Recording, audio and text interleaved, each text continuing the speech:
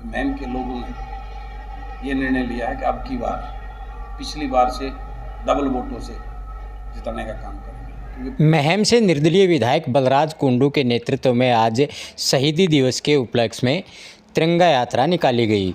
तिरंगा यात्रा का आयोजन विधायक बलराज कुंडू के कार्यालय से होकर महम शहर के बीचों बीच बाजार से होते हुए दशहरा ग्राउंड निकला, जहां से होली मिलन समारोह के कार्यक्रम के लिए पहुंचा। होली मिलन समारोह कार्यक्रम का आयोजन किया गया। इस दौरान भारी जन सैलाब उमड़ा। विधायक बलराज कुंडू के कार्यालय से हजारों की संख्या में महिला, पुरुष, युवा सभी ने हाथों में राष्ट्रीय तिरंगा झंडा लिए हुए था और आज शहीदों को नमन करते हुए पूरे महम शहर में तिरंगा यात्रा निकाली गई। इस दौरान विधायक बलराज कुंडू ने तिरंगा यात्रा का नेतृत्व किया। उसके बाद होली मिलन समारोह का आयोजन किया गया। होली मिलन समारोह में जहां महिलाओं ने कोरड़े मार होली खेली, वहीं आपस में रंग गुलाल लगाया गया। इस दौरान भारी जन सैलाब विधायक बलराज कुंडू के नेतृत्व में आज महम शहर में उमड़ा और होली मिलन समारोह का कार्यक्रम आयोजित किया गया, जिसमें भारी भीड़ को देखते हुए गदगद बलराज कुंडू ने कहा कि वे इस बार का विधानसभा चुनाव पहले से भी अधिक मतों से जीतेंगे। महम की जनता ने उनको जो प्यार दिया है उसको देखते हुए 2024 का विधानसभा चुनाव भारी मतों से जीतने वाले हैं। वहीं बलराज कुंडू ने कहा कि आज शहीदी दिवस है। इस दौरान राजगुरु सुखदेव व भगत सिंह के चित्रों पर पुष्प अर्पित कर उन्हें श्रद्धांजलि दी गई। उसके बाद तिरंगा यात्रा शुभारंभ की गई, जो महम शहर के बीचों बीच बाज़ारों से होते हुए होली मिलन समारोह कार्यक्रम तक पहुंची, जहां होली मिलन समारोह कार्यक्रम का आयोजन भारी उत्साह के साथ लोगों ने किया। भारी जन सैलाब के साथ होली मिलन समारोह महम में आज मनाया गया है। वो सब मिली भगत उनके एजेंडे के ऊपर अब उनको अलग कर दिया। 4.5 साल उन्होंने इस प्रदेश को लूटा है। इस अपनी पावर और सत्ता का दुरुपयोग करके कितने घोटाले उन्होंने किए। हर सदन में, हर हाउस में हमने उस बात को बड़ी उससे उठाया, लेकिन हुआ क्या? चंद कमेटियाँ बनाकर उनका कोई आगे उसकी ना कोई रिपोर्ट आई, ना उन पर कार्रवाई। ये तो सिर्फ एक चुनावी लोगों को उनके आँख में धूल झोंकने के लिए इस प्रकार का मुख्यमंत्री बदल दिया। दुष्यंत चौटाला की पार्टी को सब उससे बाहर कर दिया। ये सिर्फ अब सत्ता का खेल है, ताकि लोग उस आँख में चोली में उस चीज़ों को भूल जाएं, लेकिन उनके कर्मकांडों को भूलने वाले नहीं हैं। तो विधानसभा में कितनी सीटों चुनाव? विधानसभा में देखेंगे हम जीतने वाले कैंडिडेट, नंबर विशेषता नहीं है, नंबर खासियत नहीं है। हम अपने कैंडिडेट जीतने वाले कैंडिडेट हम उतारेंगे, खाली नंबर के लिए नहीं उतारेंगे। और आने वाले भविष्य में राजनीति में कई तरह की बातें संभव हो सकती हैं, संभावनाएं होती हैं राजनीति के लिए।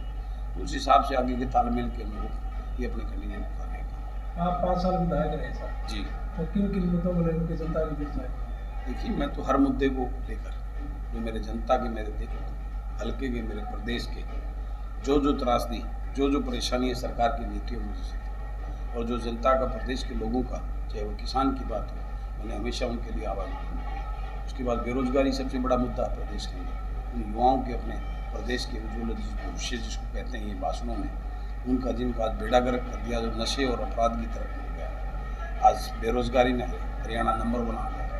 उनके लिए सदैव मैंने जो ना हर सदन में, हर हाउस में उनकी आवाज़ को उठाना है। और आपने देखा वो अनेकों बार मेरे सदन में आवाज़ उठाने के बाद सरकार ने वो कार्रवाई करते हुए कई ज्वाइनिंग दी, कई पेपरों का रिजल्ट निकाला।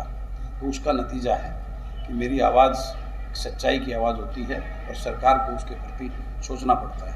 ये कोई सबूत ना उनके खिलाफ जो है, सिर्फ किसी के कहने मात्र से इस प्रकार के देश के इतिहास में पहली बार किसी सीटिंग मौजूदा वर्तमान के चीफ मिनिस्टर को इस प्रकार से चुनाव के दौर में उनको अरेस्ट करना, ये लोकतंत्र के लिए बहुत बड़ा खतरा है। मैं इसकी निंदा करता हूँ। तो लाठीचार्ज भी है क्षेत्र में?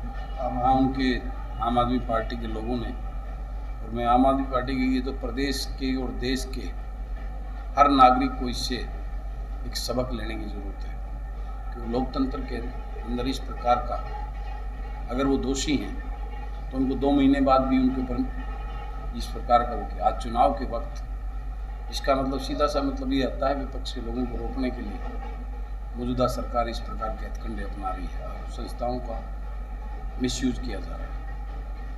तो अगर 2 महीने बाद इसको गिरफ्तारी होती है तो उसको कैसे आप देखिए, अगर सबूत है किसी ने कोई करप्शन किया है, लेकिन यहाँ हरियाणा सरकार में तो इतना बड़ा घोटाला हुआ था। हरियाणा सरकार में जो पूर्व में उप मुख्यमंत्री थे उनको शराब के अंदर करीबन 9-10 हज़ार रुपये का घोटाला था, उसके ऊपर तो कोई कार्रवाई नहीं की। तो इस प्रकार की कार्रवाइयों से ये तो मात्र 300 करोड़ की बात कर रहे हैं। हरियाणा प्रदेश के अंदर 9,000 करोड़ रुपये का घोटाला, उसके ऊपर तो कोई कार्रवाई नहीं।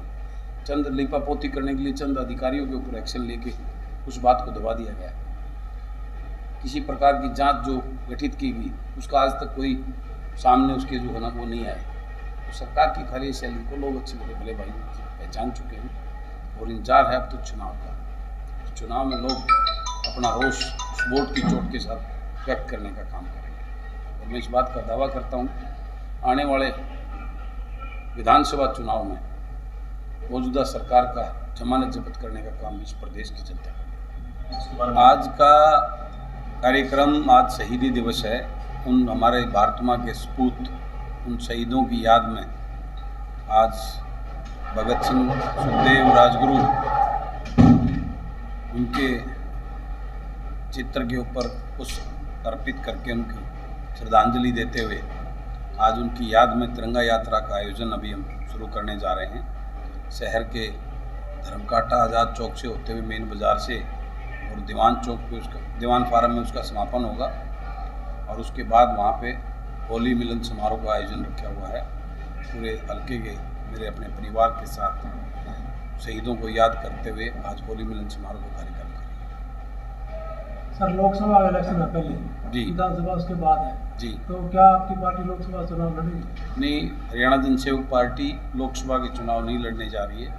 हम विधानसभा में पार्टिसिपेट करेंगे। विधानसभा का चुनाव पूरी ताकत के साथ लड़ा जाएगा। आने वाले 2024 में हरियाणा जनसेवक पार्टी हरियाणा प्रदेश की सरकार में बहुत ही अभिन्न अंग मजबूत उसके साथ होगी और प्रदेश के विकास के लिए काम करेगी। तो उसमें किसी को सपोर्ट किया जाएगा या वो अभी मैं अपने परिवार से, अपने लोगों से, अपने कार्यकर्ताओं से सलाह मशवरा करके उसके अनुरूप आगे का निर्णय लिया जाएगा। जो सरकार में घटनाक्रम हुआ, मुख्यमंत्री बदला गया, किस वजह से देखते हैं? देखिए, प्रदेश की सरकार से आज पूरा प्रदेश के लोग त्रास्त और परेशान हैं और वो इंतजार कर रहे हैं चुनाव का।